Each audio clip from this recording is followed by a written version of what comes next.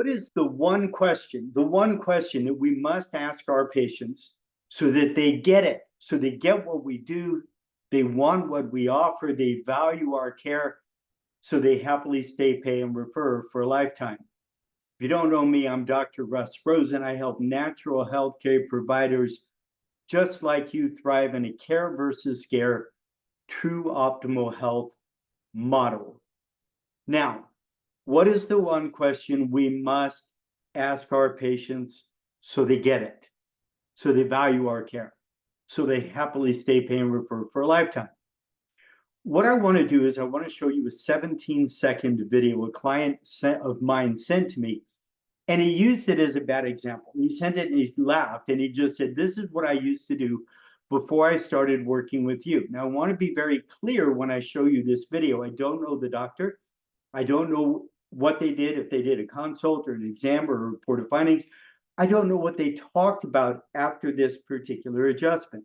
So I'm not saying anything bad about this practitioner. It just really illustrates the point of what most of us do that really doesn't work.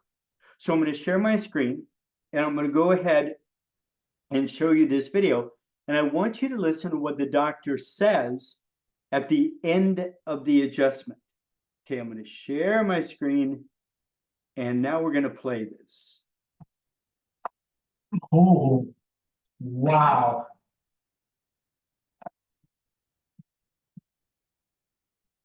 You know what's funny? I feel like my hearing just got better. Yeah. Good. So I don't know if you could hear that. The guy said, I think that maybe my hearing got better. And the doctor said, good. Now, I have no idea what he said after that. What I do want to do is I want to share with you what should happen at this particular time. Now, in my world, we have to do a setup. In my world, there would have been a consultation. We would have talked about how, let's just say, this was an occiput C1 adjustment. Most likely the person had headaches, stiffness, whatever. But we would have talked in the consult about how it affected their life. We would have transitioned into the examination and been very clear about what we're going to go look for in the examination, right? We're going to be looking for a subluxation that could be causing their particular kind of problem. Now, I coach naturopaths, acupuncturists, holistic medical doctors, people who do functional medicine, et cetera. It doesn't matter what it is that you do. I'm going to use the word subluxation. You would use what you use, brain imbalance, nerve interference, congestion of qi, nutritional imbalance. Like it doesn't matter. I'll just use the word subluxation for how I practice. So we would be very clear. You got a brain, you don't always use it.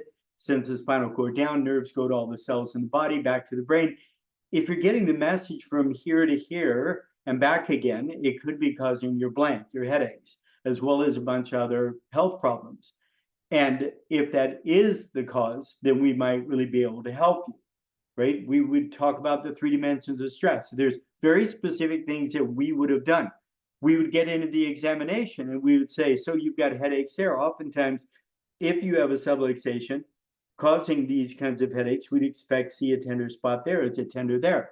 Yes, I think we may have found the underlying cause of your problem. It would make sense because this nerve goes to there. We would talk about, do you also get any spaciness, dizziness, mood swings, brain fog, eyes, ears, nose, throat kind of issues?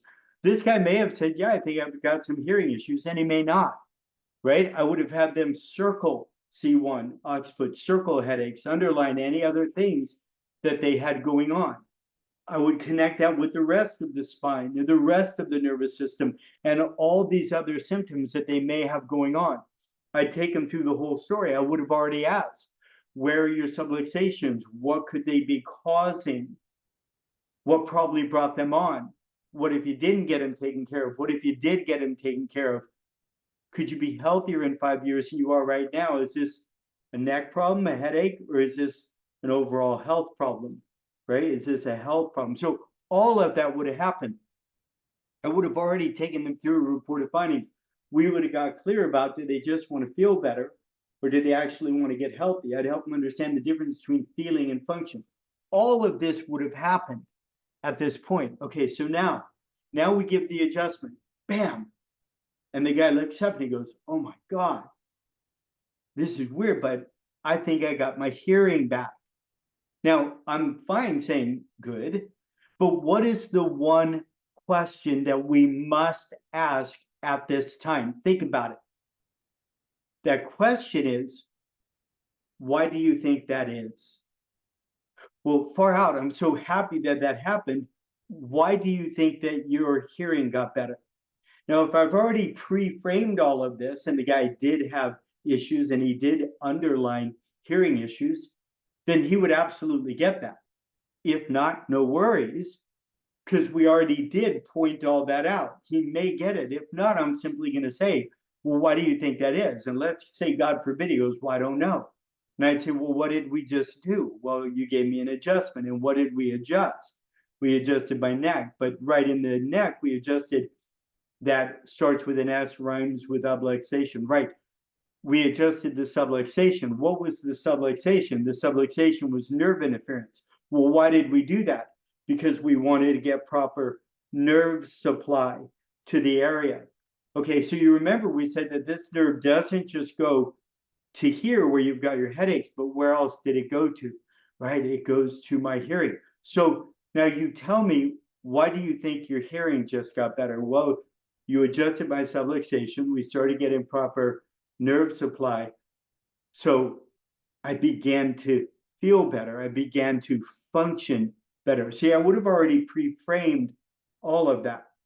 So I just want you to see what an important question that is. Why do you think that is? Again, if you were talking about zone imbalances, if you were talking about brain imbalances, if you were talking about functional medicine, and you gave them a particular nutrient and something changed, it doesn't matter.